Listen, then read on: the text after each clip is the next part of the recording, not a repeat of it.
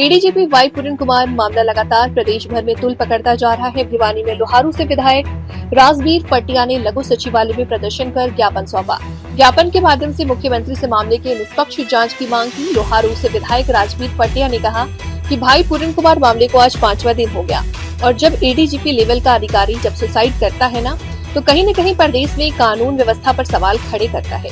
उन्होंने कहा कि प्रदेश में आज आए दिन इस तरह की घटनाएं होती रहती हैं। लूटपाट, चोरी, डकैती, मर्डर की घटनाएं सामने आ रही हैं। उन्होंने कहा कि एडीजीपी वाई पूरन कुमार ने हर उच्च अधिकारी पर बात रखी है और किसी ने कोई सुनवाई नहीं की, जिसके चलते उन्होंने ये कदम उठाया। उन्होंने कहा कि आज कांग्रेस पार्टी के साथ साथ हर समाज के लोग परिवार के साथ खड़े हैं। प्रदर्शन किया गया है, किस तरह से देख रहे हैं पूरे मुद्दे? मैं तो एक ही बात कहना चाहता हूँ कि ये मुद्दा आज मेरे ख्याल से 5वां दिन है और लगातार पूरे प्रदेश में जो जिस तरह का माहौल है और पूरे प्रदेश में एक ही चर्चा का जो विषय बना हुआ है कि इतने बड़े एडीजीपी लेवल के जब सुसाइड करता है तो इस प्रदेश की कानून व्यवस्था पर सवालिया निशान उठना संभाविक है। और ये लगातार एक दिन की बात नहीं है। हमारे प्रदेश में आए दिन ऐसी ऐसी घटनाएं होती हैं, लूटपाट की, डकैती की और सरेआम कत्ल हो जाते हैं।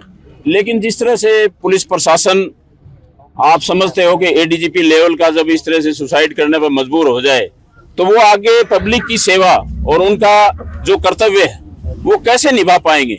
इस तरह का माहौल जहां एडीजीपी हमारे जो बीच में आज नहीं रहे, उनने हर मेरे ख्याल से स्टेज के ऊपर डीजीपी साहब से भी, अपने सीनियर अधिकारियों से भी, हमारे शायद चीफ सेक्रेटरी लेवल तक भी उन्होंने बात की। हर लेवल पर उन्होंने अपनी बात को रखा और उसके बावजूद उसका कोई समाधान नहीं हुआ। तो आदमी जब चारों साइड से जब रास्ते बंद हो जाते हैं तो सुसाइड करने पर जब मजबूर होता है तो आप समझ सकते हो आज उस परिवार के हालात क्या होगी। और इस माहौल में मैं तो एक ही बात कहता हूं कि हम सभी समाज के लोग आज उस परिवार के साथ हैं, जो भी उनकी संतुष्टि होगी। और मैं तो कहता हूं कि जब तक उनकी संतुष्टि ना हो तो सरकार कोई दबाव में ऐसा काम न करे जिससे उस परिवार को कहीं ठेस पहुंचे। सुसाइड नोट भी जिस तरह से देखा, जिसमें लोगों के काफी अधिकारी, उच्च अधिकारियों के नाम दिए गए हैं, उसको भी किस तरह से देख रहे हैं? 2 अधिकारियों की कार्रवाई जिसमें की गई, उसमें भी मैं कहता हूं कि उसमें पूरी जांच होनी चाहिए। जो भी सुसाइड नोट में जो डीजीपी साहब ने जो नाम लिखे हैं और उनकी धर्मपत्नी ने भी अपनी तरफ से एक एप्लीकेशन लिख करके दी है और उसमें खास करके 2 अधिकारियों के नाम उस एप्लीकेशन में वाई पूरन कुमार जी ने भी और उनकी धर्मपत्नी ने भी बिल्कुल विस्तार से लिखा है कि भाई सबसे ज्यादा अगर किसी का दोष है तो 2 अधिकारियों का है। तो उसी लेवल के ऊपर इसकी जांच होनी चाहिए और तुरंत प्रभाव से दोषियों को गिरफ्तार करके और सलाखों के पीछे भेजने का काम हरियाणा प्रदेश की सरकार जल्दी से जल्दी करे।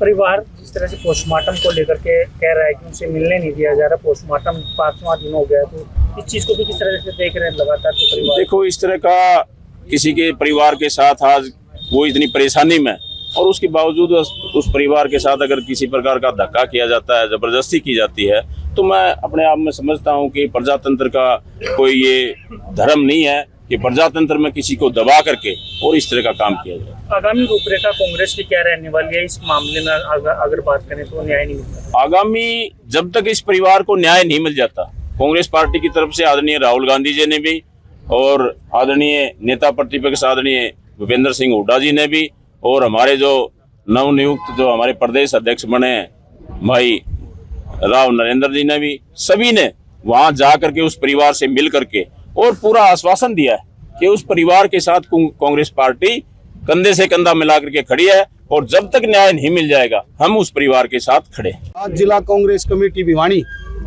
हमारे लोहारू से विधायक आदरणीय राजवीर फटिया जी, भाई अशोक वाणीवाला जी, सभी हमारे प्रकोष्ठों के प्रधान और कांग्रेस पार्टी के सभी सीनियर नेता और कार्यकर्ता, सभी ने मिलकर घंटाघर से लेकर डीसी ऑफिस तक एक रोष मार्च निकाला है। जो इस रोष मार्च का कारण है, जो दलित विरोधी सरकार, जो भारतीय जनता पार्टी की सरकार जिसने हमेशा दलित विरोधी काम करने का काम करा है। इससे पहले आप देखो कि इस देश की सर्वोच्च पद पर बैठे सीजीएम को, हमारे सीजीआई को जूता फेंका गया, एक दलित को, एक वाल्मीकि भाई को हत्यारों ने बेरहमी से मार दिया गया। और आज कितने दुख की बात है कि एक आईपीएस अधिकारी एडीजीपी रैंक का एक अधिकारी जिनकी धर्मपत्नी आईएएस ऑफिसर है, उन्होंने सुसाइड कर लिया। और मैं सरकार को यह कहना चाहता हूं कि आप किस दोषी को बचाना चाहते हैं? क्यों नहीं आपने, जब उनकी धर्मपत्नी आईएएस ऑफिसर ने जो शिकायत दी है उसमें सिर्फ 2 नाम उन्होंने लिए हैं कि भाई आप डीजीपी हरियाणा और एसपी को गिरफ्तार करो और उन पर मुकदमा दर्ज करो। सरकार की मंशा क्या है? सरकार किसको बचाना चाह रही है? मैं आप लोगों के माध्यम से ये कहना चाहता हूं कि ये सरकार दलित विरोधी नीति जो हमेशा से अपनाती आई है, इसको बंद करे। आज पूरा हरियाणा सुलग रहा है। विधायक जी ने आपको सारी बात विस्तार से बताई। मैं भी आप लोगों को ये कहना चाहता हूं कि अगर सरकार ने जल्दी इनकी सुनवाई नहीं करी तो पूरा हरियाणा आंदोलन की आग में झोंकने का काम, इसकी जिम्मेवारी सरकार की होगी। हमारे सभी कांग्रेस के नेताओं ने प्रदेश कांग्रेस कमेटी द्वारा हमारे पास जो कार्यक्रम आया कि आपने 2 दिन लगातार ये रोष मार्च निकालना है, तो आज हमने रोष मार्च निकाला। आपने हमारा सहयोग करा, इसके लिए धन्यवाद।